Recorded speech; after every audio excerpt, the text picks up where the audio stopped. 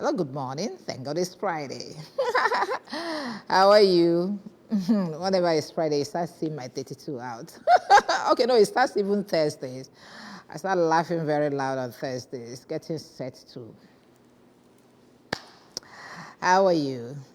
Thank you for joining us. It is Friday morning, and by the special grace of God, we have landed with all the packages we have for you this morning. The first one will be press review, by the way. My name is Sijama Uche. So you just stand by. When we come back, we'll start opening the pages.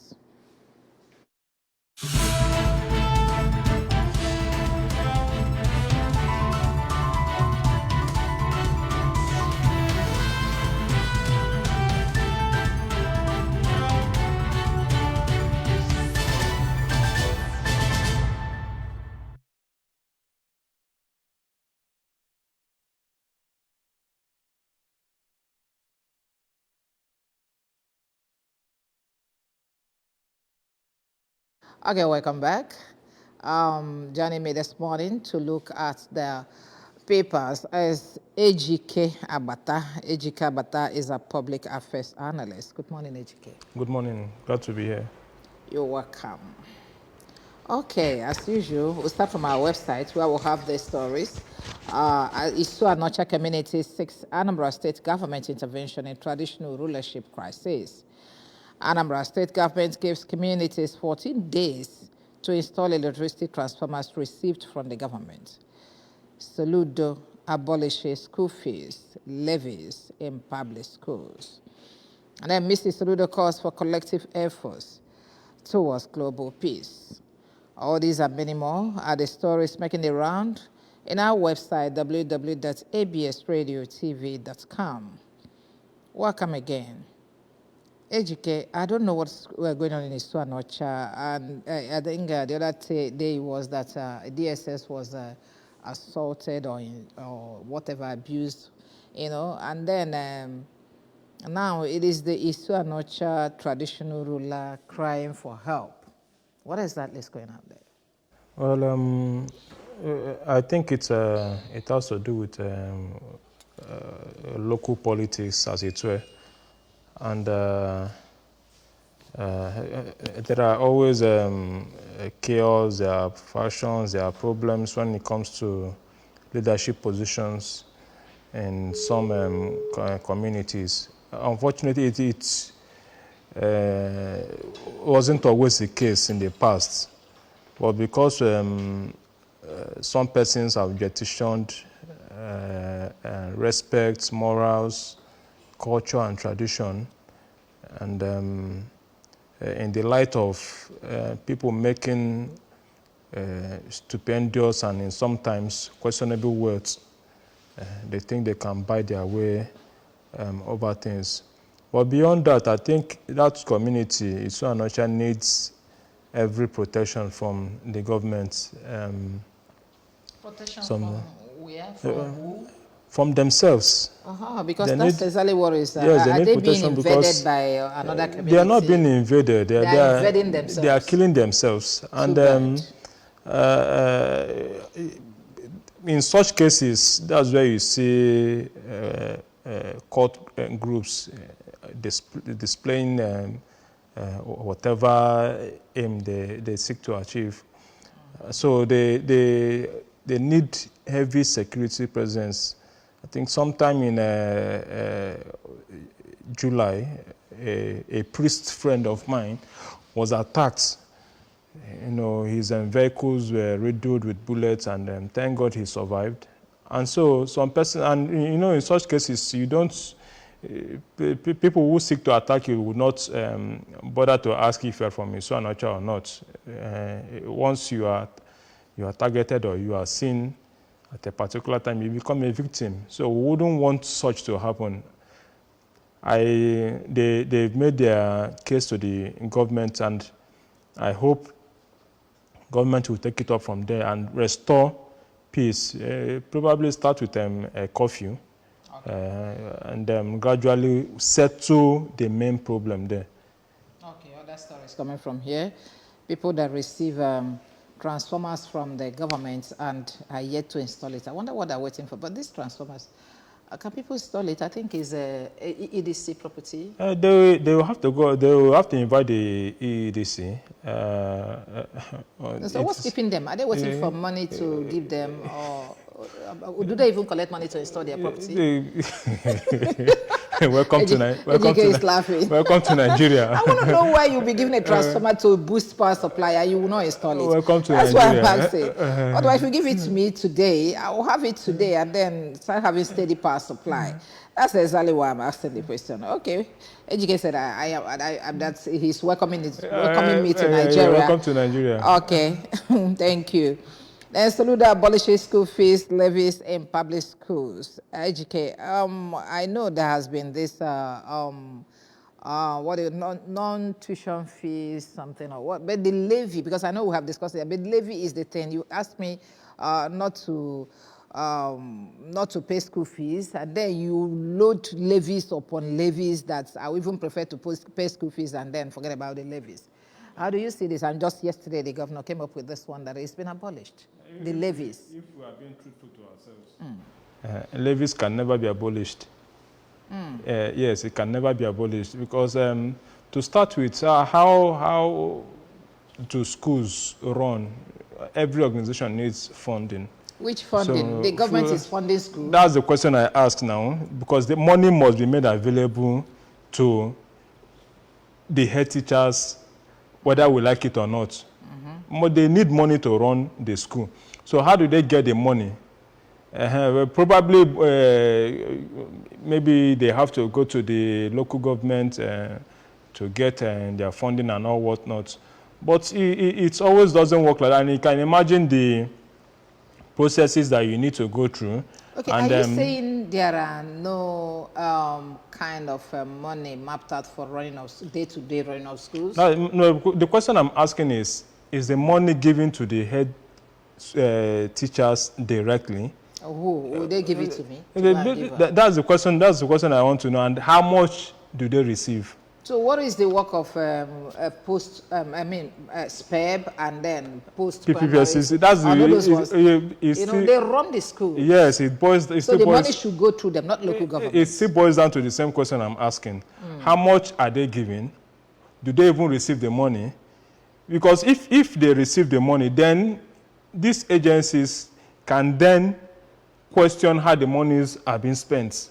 Okay, if they receive the money from government or from PPSC or from ASUBEB, then they then have the right to ask why are you still collecting money from the pupils? Okay. You understand? So these are questions that needs to be answered. Do the head teachers get the money? How much do they get? How much did government assign, and how much do they receive at the end of the day? Okay. This is typical Nigeria for you. If they are assigned 100,000 naira, I can assure you that they don't get the 100,000 naira completely. Really? I can assure you that. You're also welcoming me to Nigeria with this one again. But let's look at this. I think I was talking to a teacher. Okay, well, I wasn't actually talking to her. We were talking somewhere. We discovered that she now came in and said that, so how do we manage PTA levies? Okay? The schools don't even collect the PTA levy. There is a PTA Parent Teacher Association that collect their levies, and that there are still teachers, there are still schools that have PTA teachers, and the PTA teachers are paid by the PTA. Okay, so would that one be stopped? How are they going to manage that one? Because if you ask a child not to pay any levy, and she comes to school and she's asked to bring 3,000 naira PTA, she goes home to tell the parents, say no, government say we shouldn't pay anything again. So how do we handle that? So it's all part of it. It's all part. That's why I said it will be difficult. In fact, the levies cannot be stopped. If where you have PTA teachers, it simply means there are shortage of teachers, and government cannot augment. So PTAs will then come in to do what government ought to do. I actually asked that question.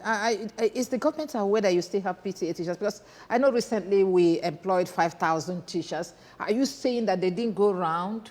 The 5,000 teachers did not go round? And then if they didn't, did you complain to the government that you need more hands to help you augment so that we see how we can do away with this PTA teachers, which Well, if they have PTA teachers, it simply means there are insufficient teachers in the school. That's why they have PTA teachers. And even if they complain, it doesn't just work by the snap of the hand. So they still need, government still need to go back and look for ways to create funding for those who will be employed. It's not as if the money is stuck somewhere waiting for what it will be used for. So they need to create avenue for them to generate money that will be used to pay for whoever will be employed. That's how it works. You know, you don't have to give me this excuse, because that's the kind of excuse my children give me. I will rebuke them. Why did you tell me that you need this? Mommy, I was just thinking, Nimwerego.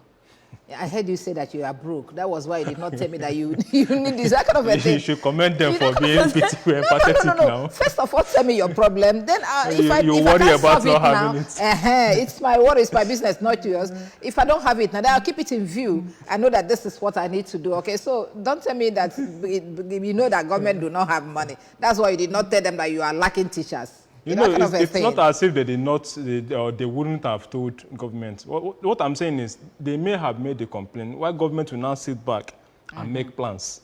So it doesn't just work. You complain, then you get your problem solved immediately. Okay. We're just trying to be neither here or there to ensure that we get what we want. Okay, Mrs. Soludo calls for collective efforts towards global peace. This is very important. Yesterday, we marked a International Day or World Peace or whatever it's called, and I had some people that were hosted here. I asked them a very prominent question, which I'm going to ask you now. What is it that's brought about not having peace, and what are we doing to ensure there's peace in the world? There will always be disputes anywhere. There will always be disputes, and when you have disputes, the only thing is for people to work towards achieving peace. And so if there's no dispute, there won't be any need for people talking about having peace. It's the way we approach, or the way we seek to solve our problems is what matters. You know, people declare war. After lives have been lost and properties lost, they still come back to the table to end the same war. So you begin to ask, why didn't they come to the table in the first place? So wherever there's a dispute, the only solution to solve dispute is peace. No matter how long the problem lingers, no matter how long the dispute lingers, peace will always be the final arbiter. So peace is always ultimate. Okay, peace is ultimate. And if you know that what brought conflict is because you have this flower on this table, and I said I ought not to be here, and at the end of the day, you say you have made peace and the flower is still there. You took my things, kept it here, and then insist I will not lay my hands on it. And then war broke out. After a while, you go and say that you are making peace in Abidjan, whereas what is causing problem is still there. So that's just the kind of peace. Graveyard peace is what they call it. People are created differently. We always know, every individual knows the right thing to be done, but for some influences, whether physical or spiritual, some persons tend to do the wrong thing just to create chaos. And at the end of the day, we'll still come back and talk about searching for peace. Okay, that means the thing will continue eluding us for now. Okay, we believe God. Let there be peace. Let's get to the papers. Today, our first paper is the Daily Times newspaper. Daily Times newspaper, banner headline, Edo 2024 succession crisis. Obaseki chases deputy away, reallocates office to private group. And then, where is that paper safe? Okay. And then deputy governor now oppressed from personal residence. No end in sight for Sega. I don't know what's going on there. But if you look at the center of that paper, you will see a long banner being held by some people declaring International Day of Peace. That's exactly what we just talked about. LP Enugu Guba candidate to appeal tribunal verdict confirming Mba's victory. Okay, security expert law CBN investigator Obaze lawyer gives Adeleke 10 days to settle judges' allowances or face legal action. Wahala everywhere you go. Okay, down here, banditry, 3 core members freed in Zamfara, redeployed to FCT NYSC says that with a rather there, traditional rulers, security agents, others involved in push to release orders. Okay, Punch newspaper is a next paper. Punch newspaper, federal governments may pay 1.68 trillion fuel subsidy to who? Okay, marketers forecast 900 naira per liter. Petrol price to rise again as naira nears 1,000 naira. Crude oil hits $95. Ipman warns. And then operators commend government for subsidy proposal. CSOs oppose fresh subsidy. Oh, Niger. Okay. Well, on top of that name template, what do we have? The academic record, delay articles request, Tinubu tells U.S. government, U.S. court. What's blocking me? Okay. Delay articles request, Tinubu tells U.S. court. Okay. Pathologists conclude autopsy on Mohbad's corpse. Police await result. Was it not just yesterday they just assumed the body? Okay, I hope it's not what we are thinking. Daily Independence is our next paper. Tinubu to UN, the world will ignore Nigeria at its own peril. Tinubu to UN, the world will ignore Nigeria at its own peril, says until Nigerians have arisen out of poverty, he won't rest. Africans will no longer accept oppression from powerful nations. I like the language that is coming out of African leaders now. I don't know who is afraid of Q. Okay, tribunal verdict, victory for democracy, Enugu people says, victory for democracy and Enugu says Mba. All right, next paper is the This Day newspaper. On top of the net template, Naira falls further to $99.5 Naira per dollar on parallel markets. Idun blames $6.8 billion backlog for currency wars.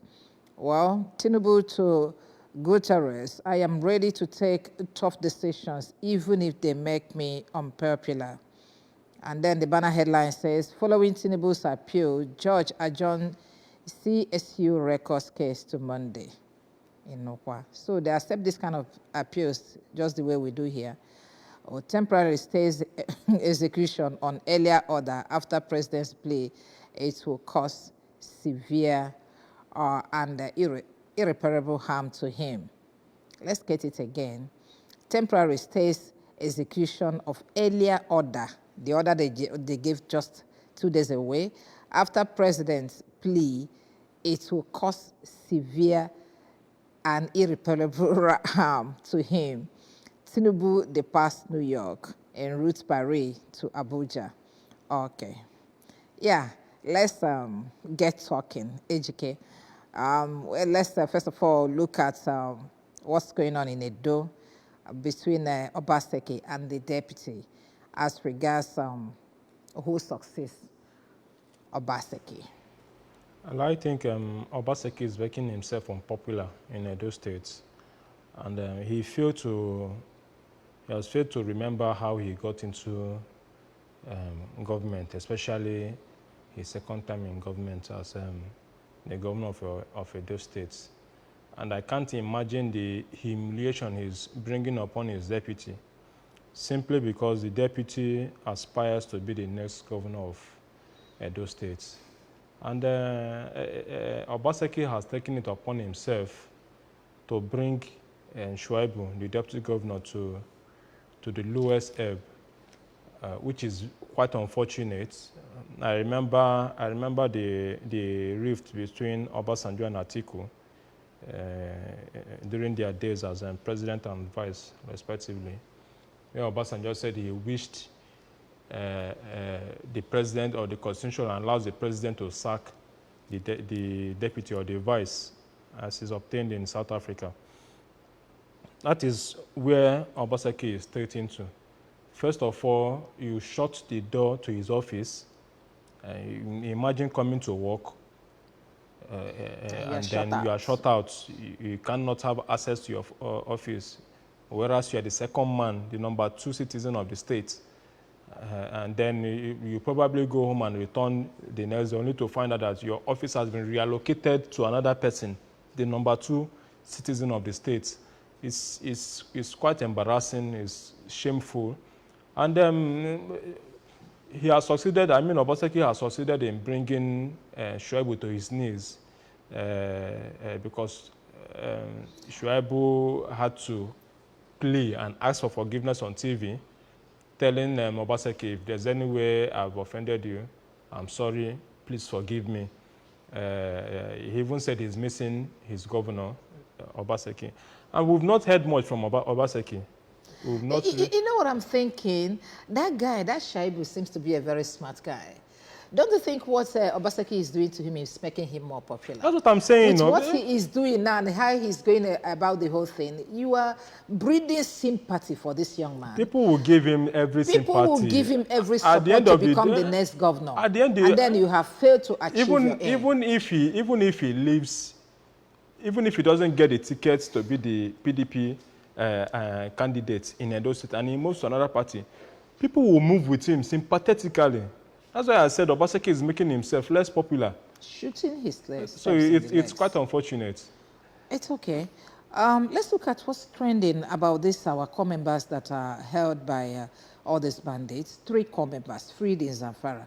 Why this batch freedom in batches? We don't get to, they don't get to tell us what happens behind, which is not supposed to be. Nigerians have the right to know every negotiation that has been made between the bandits and the government, because the government is in charge of the rescue.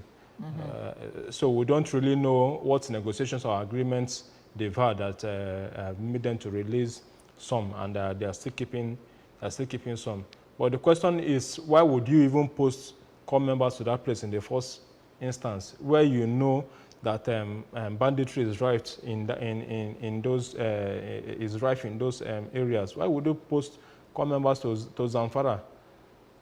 That's the mistake. Now you are relocating them to Abuja. Why didn't you take them in the first instance to Abuja? To Abuja. Why would you take them to go and endanger their lives? Now they will live. They will be serving with the trauma of having been kidnapped. God knows what may have happened to them. And then they might have even been told the core members never to speak to the press or never to tell anybody what transpired. Such gagging.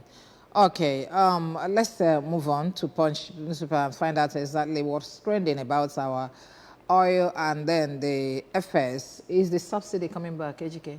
We already heard that they paid subsidy for August. Yeah, it was in the news. They paid subsidy to get back to the old prompt price of 200 and something like that, or to remain in 617. We wait to know what the subsidy paid was for. August is gone now. Yes, August September is gone. But that's what we heard. You see that they said it will even hit 900 naira. So maybe it was paid so that it won't get to 900 naira yet. Like I keep saying, we've not had the last of this issue of subsidy in Nigeria. We've never had the last. I wish they allowed subsidy to be removed in 2012 when Jonathan attempted it. But these same persons who are talking about subsidy removals were the ones who stood against it in 2012. They protested in their numbers. And today, see where we are today.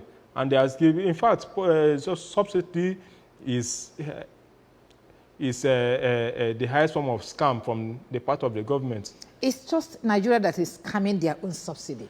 Otherwise, in developed climes, everything is subsidized. Food, water, everything, electricity, everything that you consume as human beings are subsidized. It is you guys that have demonized your own subsidy. Okay, and that's why we're having this kind of problem. Funnily enough, they even paid subsidies for pipelines that don't even exist, for batches of crude that were never received. It's that bad, it's that damaging. And unfortunately, after all these revelations are made, nobody's arrested. So it continues. Okay. Then, Enugu verdict. I don't know. We saw what happened in Kano, so a lot of people were expecting that the same thing will happen in Enugu, but it didn't. And somebody was saying, does it mean that the NYSC certificate SEGA has been covered or whatever? Otherwise, they thought maybe on that ground that the Enugu State Governor would have been disqualified. The Labour Party candidate, Edoga, said he's appealing the judgment. So let's cross our fingers and see what happens. You know, this issue of NYC certificates, you know, the DSS coming to say that this certificate is authentic, whereas the NYSC is saying something else. First of all, the DSS has no right to say whether the certificate what has DSS got to do with certificates? That's the country we live in. It is not the business of the DSS. Yes, it is not the business of the DSS to say whether the NYC certificate is authentic or not. And also, politicians should learn from this, for God's sake. If you know you have a problem, no law in Nigeria says you must have an NYC certificate. Give us your WAEC. No, give us your WAEC, for God's sake. With that. Give us your WAEC. Since you guys said that all you need to do to qualify for any elected position is to know how to read and write. It's as simple as that. So give us your WAEC. So why are you giving us when you know you have controversies with those certificates, and yet you present them? Okay, let's move on. Tinubu's appeal to the judges that if you release my certificate to Atiku, it will affect me. Irreparable damage. Harm. You know, the same way you laughed, I laughed when I saw that. It sounds funny. That's why I say it is self-indicting. Can American courts grant this kind of plea too? It is self-indicting. You know, the Tinubu's lawyer came up with in fact, typical of what is obtained in Nigeria. First, they said the court has no jurisdiction to place that or to give that directive because it's a magistrate's court. What the court ought to do is to refer the case to a higher court. But we are believing, we are trusting, we are hoping that the court in U.S. will do the right thing. If you are proud of your certificates, if you are proud of your documents, you are certain that these things, you obtain these things genuinely. So why are you bothered about presenting them?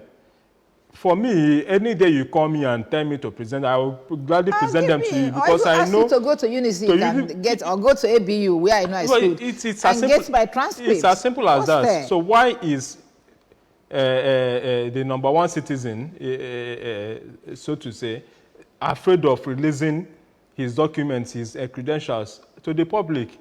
The moment you take up a public office, everything about you becomes public. You know what I'm thinking? I don't know what is happening to our law and our mentality here. By him stopping the school from, or using court injunction to stop the school from getting out your certificate, does he not just tell us that he doesn't have a certificate? That's why I say it is self-indicting. What else are we doing? What other evidence are we What else do you want to know? What evidence do you want? You that is the judge, don't you have a certificate? Will you stop the court? I mean, you use the court to stop your school from bringing out your certificate. Is it not enough to you that he doesn't have one? It's funny. I don't know. That was why I asked the same question. Those U.S. courts behave like Nigerian courts. Okay, let's move on. Look at Tinubu's statement to the UN. The world will ignore Nigeria at its own peril. I think he has made that statement. We saw somewhere where he was telling them also that that Africa can do their own things and whatever. Okay, now I have started seeing this kind of statements, not just from him. I think I heard from Rwandan president and the Ghanaian president, okay, trying to say that we Africans can solve our problems, we can start on our feet, we don't need your help, we can, all this kind of a thing. And this statement started coming out since after the Francophone countries, the boys started chasing them out of sea. So who is afraid of the boys? You know, because hitherto we don't used to hear this kind of language from them. Yes, ignore the word we ignore Nigeria whereas the leaders are ignoring us. The leaders are ignoring Nigerians. And there is no peril for them. And there's no peril for them. The leaders are failing the youth, and there's no peril for them. They should, you know, such things should start from home, for God's sake, before you take them out. You should start from home. The world is a global village. Everybody knows what is happening in Nigeria, just like we in Nigeria knows what is happening in other parts of the world, except for those who don't want to know. So you don't come and say something and act in a particular way and do a different thing. No, it doesn't work that way. You are ridiculing yourself before the global community. You are telling the world, you are ignoring yourself. You are ignoring the citizens. Ignoring your citizens. You are asking the world to ignore you at your You don't allow rule of law. You don't allow rule of law. You do horrible elections. And you are saying the world would ignore you at their own peril. I don't know. Okay, let's look at other papers. The Nation newspaper is up for review. Tinubu woos Nigerians in U.S. to invest back home.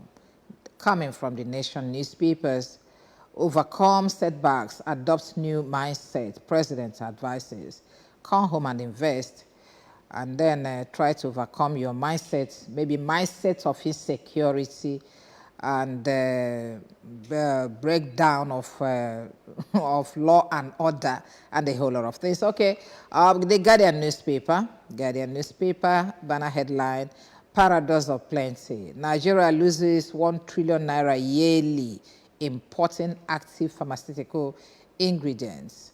And then talking of people coming back to invest. Okay. Vanguard newspaper is our next paper. Fresh strike looms as NLC's ultimatum expires today. Let's look at their riders. NLC leaders meet next week as federal government gets desperate to avert action. Are you sure? I read somewhere last night where the federal government said that they're not even perturbed by your ultimatum, that they're ready for your wahala. Okay, and down here, again, government murder ASP, inspector in Enugu, police patrol ambushed. What's going on? I think we have stopped hearing about all this a long time. Poor economy, insecurity, worrisome. This is coming from Muslim leaders. Poor economy, insecurity, worrisome, even as our people are wooed to come back home and invest. Okay. Daily Trust is our next paper. Naira crosses 1,000 naira per dollar in black market. Crosses. Okay. 1,000 naira cost of living will increase. Experts are saying this, and money laundering, others fueling pressure. Money laundering and others fueling pressure. Okay, Kano lifts curfew. Residents laments hardship. That curfew, did it stand at all? Because I saw so many videos of protests rocking Kano because of that tribunal judgment removing their governor. Okay, and down here, the last paper that is coming here is the Nigerian Tribune questions persist over petrol subsidy. What are the riders? Federal government running quasi-deregulation. Ipman is saying this. Crude oil price, forex, further impact diesel price. While we have Mohbad's body exhumed, autopsy done, nurse in police custody, Edo Deputy Governor begs Obaseki for forgiveness. Okay, we have seen this. Let's look at this Mohbad case before we get back to other stories. That young man of 26 years of age was cut down. That was last week. Okay, 9 days ago, and now the body has been exhumed because it was hurriedly buried. Yesterday, we saw some patches of blood coming out from the coffin and a whole lot of things. Now, the nurse that has been injected. I also read somewhere where they said that that guy was buried alive, that he was injected and he passed out and they hurriedly buried him. What exactly is going on? What happened in that boy's case? Well, Mohbad, it's this is the first time I'm talking about his death. it's what he went through is traumatic. Very, very. So Imagine waking up in a coffin so to I find out intend that you have been to- buried I and intend to put struggled up- and struggled It's before giving up. he went through hell, even for the last 10 years of his life. Since he signed with Malian Records, his life never remained the same. And you know, it's more like people, you join an organization not knowing what you are walking into, and by the time you realize what you got yourself into and you want out, it becomes a problem. That was what Mohbad went through. And if people really listen to, you know, in fact, we failed, or those who are around Mohbad failed him, because I don't listen to such the type of music he plays. But those who were around him, those who knew him, failed him, because if you take time to listen to his lyrics, he was telling the story of his life and how his life has been in danger. But people in Nigeria, we don't have any business with the lyrics of a song. We only dance to the beats. If the beat is okay, the music is superb. But he took time. He took time to talk about his life and the things he was going through. How And there are soon even several. complained to the police? He even made them a petition. He wrote a petition to the police. So the question is what happened to that petition? How was it followed up with? He even made a video where he said, if anything should happen to me, so and so person should be held responsible. He had issues with his wife. There was an audio where he said the wife cannot kill him, even if the wife should kill him, that she should be ready to kill his family members. He said if anything should happen to him, that they should hold Naira Marley responsible. And Larry? And Sam Larry. Now Sam Larry is nowhere to be found. He's wherever he is in Kenya, saying people should not use him to trend. If you know your hands are clean, why not come down and exonerate yourself? And okay, the young man, you know, people have taken time to look at the video, especially where after he was injected and he was in the car. If you look at that video clearly, you will understand, you find out that some way, somehow, Mohbad, there was a movement. When that guy was crying, saying Mohbad is dead, but Mohbad tilted his head, and that was when the video stopped. And then the father, the role he played. How can you bury a celebrity in such a hurry? It's all part of it. Number one is, I'm looking at the issue of the father. The father is such a disappointment, I must say. The father is such a celebrity, you buried in such a hurry. In fact, the father even wanted to bury him in the middle of the night that same day. Why? But it was the chief of the community, because they went to the chief's house to get shovels to dig the grave, but the man stopped them. You understand? And anyway, let's wait for the outcome of the autopsy. Let's wait for the outcome. There are so many things shrouding him. What I don't like about us Nigerians is celebrating the dead more than the living. Look at what you outlined. Why didn't anybody listen to that guy and try to ensure that he lives instead of now trying to always tell who to punish for his death? People will always tell you speak out and don't die in silence. But the young man spoke out and nothing was done. Okay, finally, before we go, fresh strike looms as NLC ultimatum expires today. Let's see what happens. Even the two days running strike that was declared about a week or 2 weeks ago was not. It wasn't duly adhered to, and federal government has said they are not bothered with the threat of strike coming from the NLC. But let's see what happens, because unfortunately strike actions are the only way to get the attention of governments. And there are several demands that has been. It's not about the workers now, it's about Nigerians.